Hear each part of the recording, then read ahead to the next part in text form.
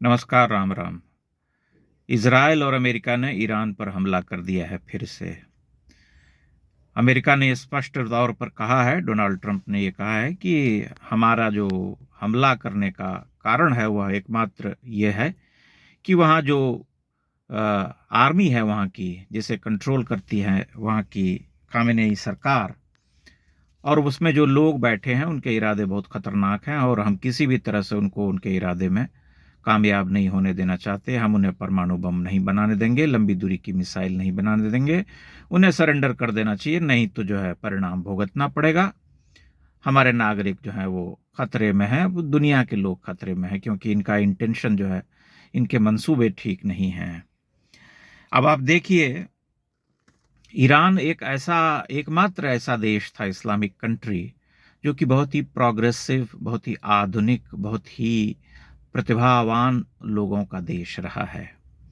जब तक कि वहाँ इस्लामिक क्रांति नहीं हुई थी 1980 के दशक में जो हुई, उसके पहले अगर हम देखें तो ईरान बहुत ही आधुनिक देश था, जो ज्ञान विज्ञान में, आधुनिक टेक्नोलॉजी में आगे था, पढ़ने लिखने वाला देश था। महिलाएं भी आधुनिक हुआ करती थीं। बहुत कम लोग इस सत्य से वाकिफ हैं कि इस आधुनिक समय में जो गणित के क्षेत्र में सबसे महत्वपूर्ण पुरस्कार दिया जाता है विश्व में, उसका नाम है फील्ड्स मेडल। और फील्ड्स मेडल अभी तक केवल एक महिला को मिला है, वो महिला ईरानी है। वहाँ पर बहुत सारे ऐसे लोग हैं जो कंप्यूटर साइंस में, आधुनिक टेक्नोलॉजी में बहुत अच्छा कर रहे हैं, ईरानी मूल के, जो अन्य देशों में हैं और दूसरे ईरान में भी रहते हुए हैं। लेकिन जब 1980 के दशक में उनको ये सुलेमानी कीड़ा काटा और वे जो है निकल पड़े कि हमको खलीफा बनना है पूरी दुनिया में इस्लामिक राष्ट्र का, और उसके बाद जो है अपना परचम लहराना है, और उसका उद्देश्य ये है कि हम यहूदियों को मारेंगे, क्योंकि हमें मारने का आदेश जो है कहीं किसी किताब में मिला हुआ है, इसलिए हम उनको समाप्त करेंगे। और इस उद्देश्य से जो है उनको एटम बम बनाने की जो है चुल मच गई, और उसके बाद उस प्रयास में वे लगे रहे, जिसके बाद से कि निरंतर जो है रह रह करके इस तरह के तनावपूर्ण हालात बनते चले गए। और अमेरिका जो है पहले भी कई बार धमकियां दे चुका है ईरान को कि भाई हम ये करेंगे, हम वो करेंगे। पिछले वर्ष तो उन्होंने हमला भी किया था और नष्ट किया था उनका जो साजो सामान है हथियार में। अगर आप ध्यान से देखें तो जो आधुनिक लैब बनाने वाला देश था, जो आधुनिक तकनीक से संपन्न था, जो प्रोग्रेसिव था, जो विकास के रास्ते पर चल रहा था, उसे खामेनेई ने एक तरह से नष्ट कर दिया। और उसके बाद जो है आज ये स्थिति हो गई कि दुनिया में जो है ईरान की जो ये कट्टरपंथी ताकतें जो वहाँ पर हावी हैं, जो अपने हिसाब से चीज़ों को करना चाहती हैं, उन्हें रोकने के लिए ये हमला किया गया है, ऐसा उनका दावा है। और ऐसा मतलब देख करके भी सामान्य रूप से समझा जा सकता है। अब आप हठ देखिए कि ईरान बोलता है कि इज़राइल हमारा सबसे बड़ा शत्रु है, जबकि इज़राइल ईरान का कोई पड़ोसी देश नहीं है। ऐसा भी नहीं है कि भारत, पाकिस्तान, चीन जैसी कोई स्थिति है बांग्लादेश, वह हज़ारों किलोमीटर दूर है इज़राइल। लेकिन तब इज़राइल से उसे भला क्या संकट है? इज़राइल किस से उसे क्या समस्या हो सकती थी? इज़राइल की समस्या ये है कि इज़राइल में यहूदी रहते हैं और उन्हें यहूदियों को मारना है। केवल इस हठ के कारण, केवल इस दुराग्रह के कारण आज जो है ईरान एक तरह से अपनी बर्बादी के कगार पर खड़ा है। उसके जो भी संसाधन हैं, उसके जो भी आधुनिक सुविधा संपन्न शहर हैं, वहाँ पर बमबारी हो रही है। एक बार जब हमले पूरी तरह से शुरू हो जाएंगे तब तबाही तो मचेगी, और उसमें जो है न केवल सैन्य प्रतिष्ठान बल्कि आम जनमानस को भी हानि उठानी पड़ेगी।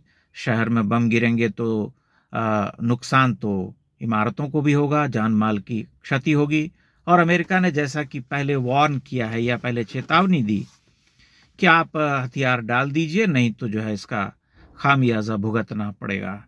अब ईरान अपने हिसाब से जो है इसका प्रतिकार करेगा। उसने ये कह भी दिया है कि युद्ध कहाँ जाकर के समाप्त होगा ये तुम नहीं जानते हो, कोई नहीं जानता है, इजराइल से कहा। वर्तमान परिस्थिति ये है। ये परिस्थिति अब आगे जाकर के क्या, किस रूप में परिणत हो जाएगी, इसके बारे में कोई नहीं जानता है। जून में जब ये स्थितियां बनी थी, 10-12 दिनों का संघर्ष चला था, तब भी स्थिति खराब होती जा रही थी, लेकिन तब जो है संघर्ष विराम हो गया और एक तरह से दोनों पक्ष जो हैं चुप हो गए।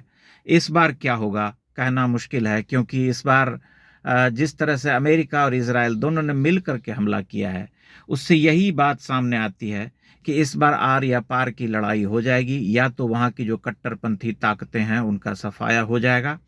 और हमने ये पिछले दिनों देखा भी कि ईरान की जो जनता है, वहाँ की जो लड़कियां हैं, जो महिलाएं हैं, वे इस कट्टरपंथ के विरोध में खड़ी हैं और खुल करके जो है कह रही हैं कि इनको जाना चाहिए, हम इनको नहीं झेल सकते। बड़ा मैसिव प्रोटेस्ट हुआ और हजारों की संख्या में लोगों को मारा गया ईरान में। ये एक निर्विवाद सत्य है।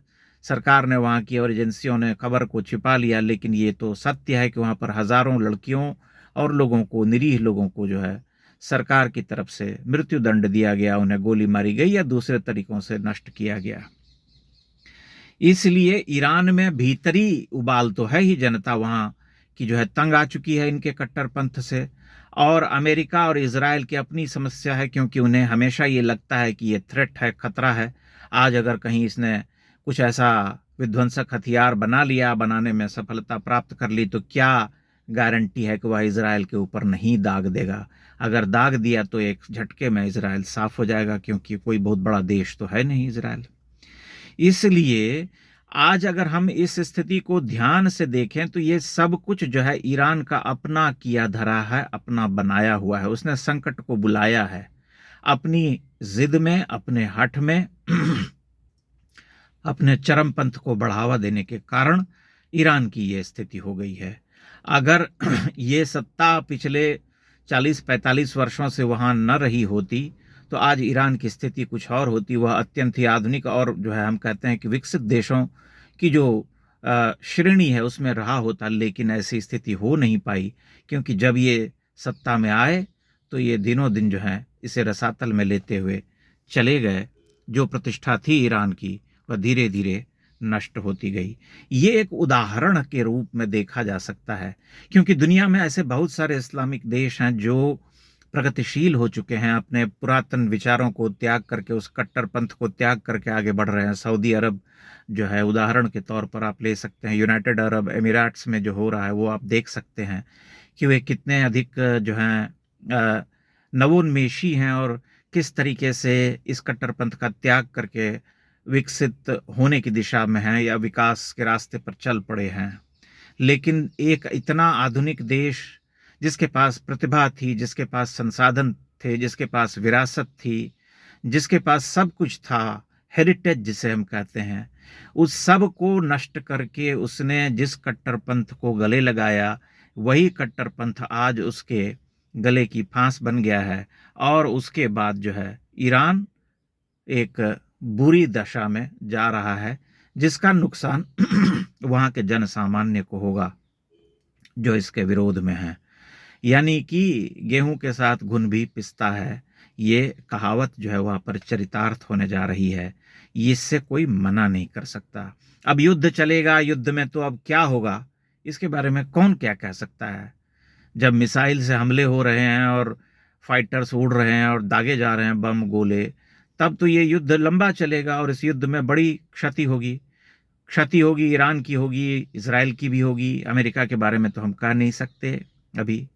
लेकिन मूलतः इस समस्या का कारण ईरान के उस कट्टरपंथ की वह नीति है जिसने आज उसे यहाँ पर युद्ध में झोंक दिया है। आप अपनी टिप्पणियां अवश्य कीजिएगा। बहुत बहुत धन्यवाद।